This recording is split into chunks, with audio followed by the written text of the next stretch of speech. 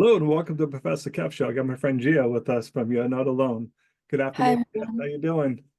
Good. I'm good. How are you? Just living the dream, my friend. So let's jump in. Tell us a little about You're Not Alone. How'd you come up with this idea, my friend?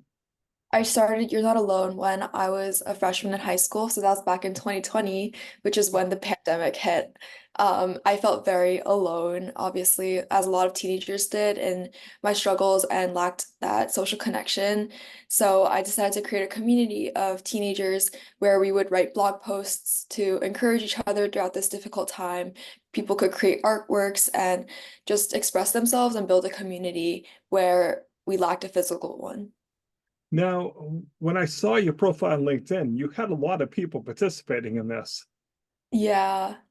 Yeah, we reached the globe throughout 5 or 6 different chapters, most notably from like people in Indonesia or Malaysia, even the UK, and all across the US. Teenagers were willing to volunteer, and that was so surprising to me because I would have never met people from, let's say, Pakistan if it weren't for my organization. And I think we were really lucky to have it online because, again, this is the power of technology and social media, being able to connect with people no matter the geographical distance. Yep. So now you recently made a pivot. Let's talk about that. Yeah, so I pivoted from this high school organization that I had built for 4 years, from freshman year to senior year, to a startup because I knew that a nonprofit was something that I really enjoyed, but there were a lot of issues with funding, with maintaining motivation because everyone was a volunteer based. Everyone was on a volunteer basis, and I wanted to create something that could generate more value, but in a more tech and digitally aligned sense in this world. So that's why in university I created Walnut with a co-founder who was studying math and CS while I studied journalism. So we complement each other really well to create this app that gamifies mental health and helps students take care of their mental well-being in a very fun, engaging, and educational way. Now, is the app available?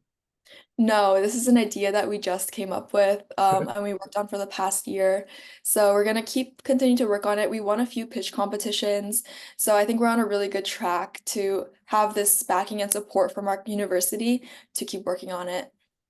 Now, like I said, as a professor, I really admire and respect what you're doing because, especially when, like you said, in 2020, when we had to, I call it Zoom school, Yeah. you just saw a lot of students just checking out. They just, I don't want to sit in my house and go to school. I want to hang out with my friends and stuff. So, this has really been an issue. And even as we, been lucky enough to transition back, some students are just struggling with those social skills. So I like For that sure. you're finding a way to gamification it because I think Yeah. that's the right direction to go in. So, Something that I also want to add is ultimately our goal with developing an app is not to suck people into their phones even more to increase their screen time. It's to get themselves outside of their screens and into the real world and engage with their communities. You earn rewards and you're placed on a leaderboard and competing with your friends by participating in in-person events. So it's nice. kind of like a dual purpose now that we're in this post-COVID world where people want to engage with each other in a real life community. And I like how said you can be on the leaderboard because I'm one of those people, yeah, that intrigues me. I want to win, yeah. I want to be on Yeah, top. So I'm going to do that. But like you said, it's great that you're able to help them both ways by encouraging them to go out into the community. So that's totally a winning situation. So hopefully that comes to fruition. What's the best way for people to reach out if they want to learn more, my friend? probably through LinkedIn. My name is Gia Shin, and I'm very open to responding to any messages from fellow university students or people who are looking to advise or any mentors at all. Awesome. Jay, I appreciate you taking a few minutes to call into the show. And as always, thanks for being my friend. Thanks so much for having me.